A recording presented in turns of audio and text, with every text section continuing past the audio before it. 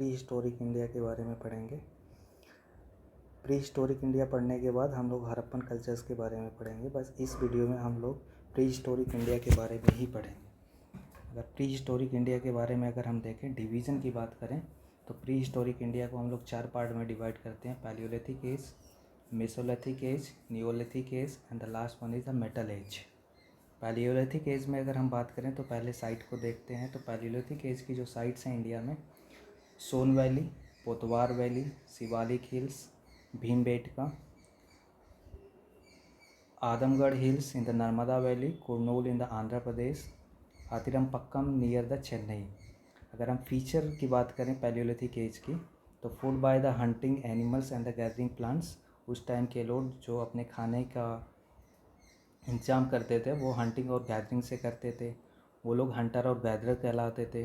They use the stone tools, वो पत्थर के टूल्स इस्तेमाल करते थे। क्वार्टजाइज स्टोन यूज़ करते थे क्योंकि क्वार्टजाइज जो स्टोन्स होते हैं वो बहुत ही हार्ड होते हैं, मजबूत होते हैं।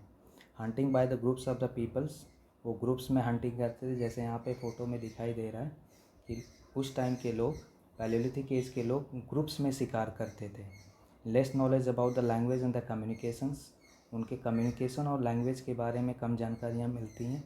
स्टोन एज पेंटिंग अगर हम बात करें तो भीमबेटका, यहाँ पे एक फ़ोटो लगी हुई है भीमबेटका केव्स की। उनके टाइम पीरियड की बात करें तो पैलियोलिथिक एज का जो टाइम पीरियड है वो 10,000 BC है। Now the next is Mesolithic, this is also called the middle age, इसको हम मिडिल एज के नाम से भी जानते हैं। इसका टाइम ब्रैकेट अगर हम देखें तो 10,000 BC to 6,000 BC। And feature की अगर हम बात करें तो this is the transitional phase. ये जो मेसोलिथिक या मिडिल एज का जो टाइम पीरियड था ये ट्रांजिशनल फेज था। अगर साइट की बात करें तो मेसोलिथिक जो साइट हैं, Langhnaj in the Gujarat, Adamgarh in MP and some places in the Rajasthan, UP and Bihar. इन सारे जगहों पे मेसोलिथिक एज की साइट्स मिलती हैं हमें। पेंटिंग इन केव्स, इस टाइम के लोग केव्स में पेंटिंग बनाया करते थे। और ये जो पेंटिंग होती थी ये इन्फर करती थी सोशल लाइफ और इकोनॉमिकल एक्टिविटीज़ के बारे में। जैसा कि यहाँ दिख रहा है, जो ये लोग पेंटिंग बनाते थे ये पेंटिंग्स रेफ़र करती थी क्या, उनके सोशल लाइफ के बारे में और इकोनॉमिक एक्टिविटीज़ के बारे में। यहाँ से पता चल जाता है इनके पेंटिंग से।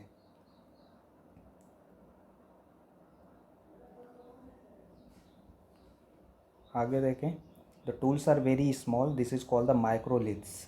अगर हम टूल्स की बात करें तो ये जो टूल्स छोटे होते जा रहे थे, जैसे जैसे डेवलपमेंट होता जाएगा ये टूल्स जो इनके जो साइज़ होंगे वो छोटे होते जाएंगे। तो मेसोलिथिक एज में जो टूल्स का साइज़ था वो बहुत ही छोटा हो गया, तो इसीलिए इसको नाम दिया गया microlithic tools. Hunting and gathering अभी भी कंटिन्यू है इस टाइम तक भी। अभी इस टाइम के लोग भी हंटिंग एंड गैदरिंग कर ही रहे हैं। And shifting from the big animals to small animals and the fish, धीरे धीरे लोगों का शिफ्टिंग हो रहा है बड़े जानवरों से छोटे जानवरों की तरफ, और मछली पे भी ज़्यादा ये लोग ध्यान दे रहे हैं। The uses of the bow and the arrows, तीर और धनुष का इस्तेमाल इस टाइम तक शुरू हो गया था। And tendency of the settling in one area start, और धीरे धीरे ये लोग एक एरिया में परमानेंटली सेटल होना शुरू हो गए थे। डोमेस्टिकेशन ऑफ एनिमल्स स्टार्ट, इस टाइम तक डोमेस्टिकेशन जानवरों का पालन स्टार्ट कर दिया था लोगों ने। And burial of the dead along with the some microliths, यहाँ पे अगर हम बरियल्स चेक करें तो मेसोलिथिक एज के जो बरियल्स हैं वहाँ पे कुछ डेड बॉडी के साथ माइक्रोलिथ्स टूल्स भी मिलते हैं। न्यूलिथिक एज की अगर हम बात करें तो टाइम पीरियड सबसे पहले देखें तो 6,000 BC टू 4,000 BC।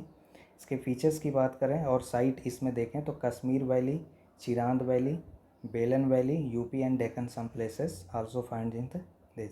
अगर साउथ में हम कुछ साइट्स की बात करें तो मास्की है, ब्रह्मगिरी है, हलूर है, Kodaikal in Karnataka, Payampalli in Tamil Nadu and Utnoor in the Andhra Pradesh. अगर हम प्रैक्टिसेस की बात करें तो इस टाइम के लोग एग्रीकल्चर प्रैक्टिस किया करते थे, डोमेस्टिकेशन किया करते थे, जानवरों का पशुपालन किया करते थे। Polishing of the stone tools, इस टाइम तक स्टोन्स पॉलिशिंग मिलने लगते हैं। मैन्युफैक्चरिंग ऑफ द पोट्रीज, ये लोग पोट्रीज भी बनाते थे। कल्टीवेशन की अगर बात करें तो cultivation led to the village life, it means जब कल्टीवेशन स्टार्ट हो गया तो लोग एक जगह से सेटल होने लगे एक जगह पे, और इससे धीरे धीरे क्या हुआ, विलेज का फॉर्मेशन होने लगा। टूल्स नाउ पॉलिश्ड, अब धीरे धीरे टूल्स और भी पॉलिश होते जा रहे हैं। Mud bricks houses built instead of the grass huts, इस टाइम के लोग मड ब्रिक्स घर बनाते थे, मीन्स मिट्टी से बने हुए ईंटे से घर बनाना शुरू कर दिए थे। किसके जगह पे, ग्रॉस हट के जगह पे। पॉटरी की अगर हम बात करें तो पॉटरी का इस्तेमाल ये लोग करते थे cooking and the storage purposes. आगे देखें, कैटल्स यूज़, तो कैटल्स का इस्तेमाल ये लोग कल्टीवेशन के लिए करते थे, खेती के लिए करते थे, और ट्रांसपोर्ट के लिए भी एक जगह से दूसरी जगह जाने के लिए यूज़ करते थे। Cloth made up of the cotton and the Wolves, इनके कपड़े जो होते थे वो कॉटन और वुल्स के बने होते थे। अब मेटल एज की अगर हम बात करें तो मेटल एज को हम कॉपर एंड ब्रॉन्ज एज भी कहते हैं। इसका जो फीचर्स है वो smelting metals and the crafting metals artifacts, यहाँ पे मेटल्स का यूज बहुत बड़े पैमाने पे शुरू हो गया।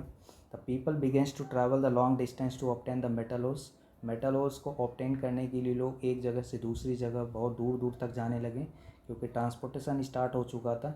And the metal age develop in the river valleys, और ये जो मेटल एज साइट्स हैं ये डेवलप हुई थी रिवर वैलीज़, मीन्स रिवर्स के किनारे पे।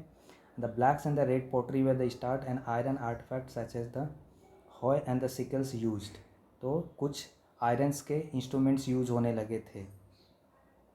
तो ये रहा हमारा pre historic India. Pre historic India के बाद हम लोग अगले वीडियोज़ में हड़प्पन कल्चर्स के बारे में देखेंगे। आज इस वीडियो में इतना ही। Thank you very much, and to support my videos please like and subscribe my channel. Thank you very much.